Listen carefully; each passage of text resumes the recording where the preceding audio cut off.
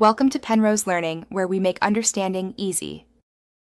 You begin by locating every dynamic duo component and noting versions and paths so you know what to remove.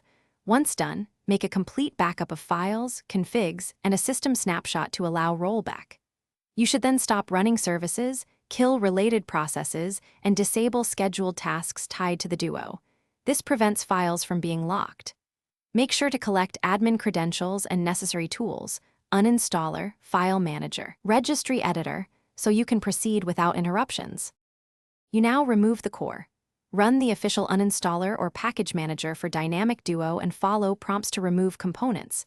If no uninstaller exists, manually delete binaries and installers. Once removed, search program data, app data, and common installation paths to delete residual files and user data while preserving backups.